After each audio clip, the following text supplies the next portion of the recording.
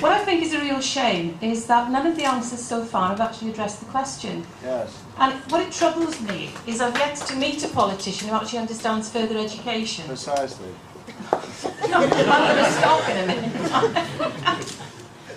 You'll have gathered that we all feel quite passionately about this. And I think what nobody is understanding is the relationship and the sequencing of education and the way the further education progression pathways work. Once you get to 19 plus, very often what you're looking for is a second chance. It's not about higher education. We have a higher education offer. We've also got cuts from HEFCE on that. I don't want to pursue that tonight. That is actually, at this point, the least of our worries. What you're not recognising is the contribution that adults make to the economy and the contribution that a skilled workforce makes to helping us to retrieve the situation we're in terms of the deficit. More importantly, you're not recognising the links between what you've already talked about tonight, which is things like crime, family learning, the commitment to bringing up children properly. All of this has an impact in terms of adult education. What you're doing in terms of making the cuts at the moment, apart from damaging the further education workforce, and I wouldn't underestimate the impact that that's going to have over the next few years, you're actually preventing whole generation growing up in terms of understanding how important education is, the contribution it will make to their lives. The students come to us to get currency in the real world and be able to get jobs. Once you cut it, you are removing their ability to achieve the kind of progression that they want to and the kind of living they want to support their families, and actually at the end of the day to make a contribution to social inclusion. And I think along with the rest of my staff here, I feel very, very passionately about this. We also have students in the audience tonight who I know support this. And I would just like one of you to answer the question, what can you do for further education to actually help us to pursue this agenda, which is actually vital to the condition and the health of our country? Thank you.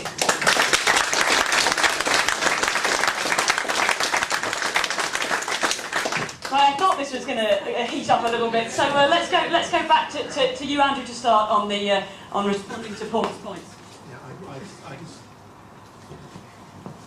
I consider myself told off by the principal on that basis. Yeah, sorry. We did all give. We won't call them waffly. We gave general answers on education, and you want something very specific. So let's talk about that. I absolutely agree with you in relation to the contribution that further education makes, and I think I've said already the contribution that this particular college makes. So you're really asking for what we would do as the MP for Hammersmith in relation to that, and I think we have. And you know, I'll be totally honest with you, it hasn't always been the case. And I can remember going back sort of the 25 years I've been here when this institution did not have the best of reputations and was struggling. And what has happened over the course, under Paul, under some of her predecessors as well, is it is now one of the best colleges we have in London and quite possibly in the country. And it is turning out thousands of students across the board with good qualifications. So all I think we can do as individuals here, I probably can't imagine any of my competitors, colleagues are going to disagree with me, is say that if we are in a position there, that we will do everything we can to support you and to represent you. That is our job. That is our job as members of Parliament, to raise your interests with government, in Parliament, and to do the best we can. And that's what I've done for my constituents on all sorts of issues, including issues where if it's a disagreement with my own party or with whoever's in government, I will do that. And I promise you I will do that in the future. Go ahead, Merlin, if you want to say something. I would like to know what sort of pledges you like us to make, because as you say, you're the expert, you know what you need, and certainly I came here once to give a talk to some AS politics students, and I found it so inspiring. There were just 9 students, they were so engaged, so interested in politics, but then I found out that class had been cut. So was that class cut by this particular college because you thought it wasn't worthwhile running the course, or was it cut because it was short of funding to pay the teacher? I don't know. I like to know the nitty-gritty of what are the issues as to why classes are cut, what the colleges need, and how we can help you. So I would like to throw it back to you. Please write to me and let me know. Okay, I think so with 12 minutes left until we're getting thrown out of the room, I think we won't do the nitty-gritty now. But if Sean and Stephen want to make a quick comment on the subject. Just to keep it short, I think one of the things that's happened when we talk about education, we concentrate on school a little bit too much. We don't talk about the other aspects of education. You hear about higher education. You'll talk about further. Personally, I benefited from further education. I would never have made it to the next level of education without this intervention, as it were. I understand it on a personal level. From being an MP point of view, I would just go forward and make the argument. And on a national point of view, actually, I think it's something that needs to be brought to the table a little bit more about the kind of courses you offer, the kind of social impact you have as well. Because the point you made about the social impact, for me, is actually probably the most important thing. I deal with a lot of people where the social impact is actually what they need the most. So that's the point that needs to be made.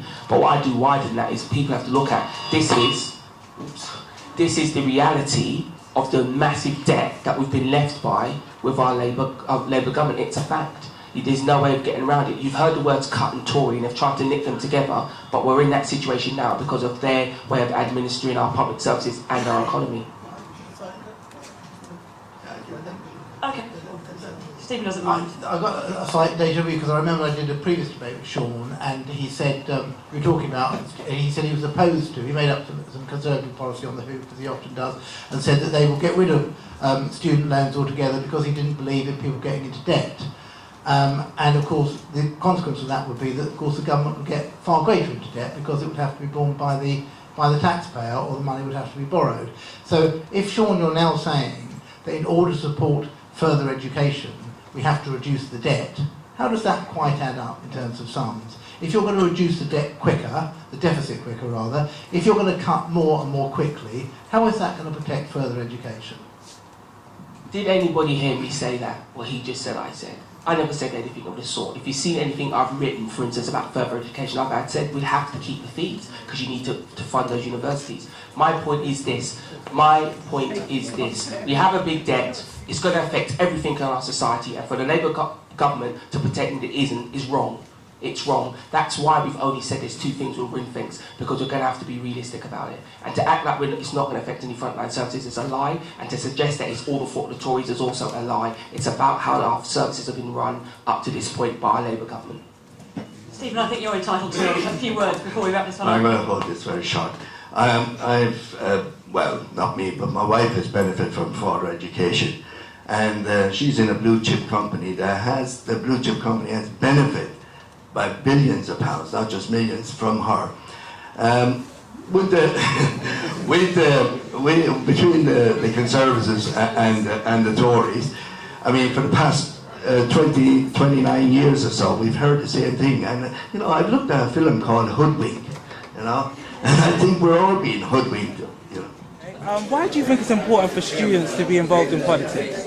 Because our students are the future. Whatever choices are made now affect us, because we are the people that are going to be, in 5 years' time, in charge. We're going to be the grown-ups, we're going to be the people who are affected by these changes. That's why it's important that we vote, that we stand up for what we want, for our rights.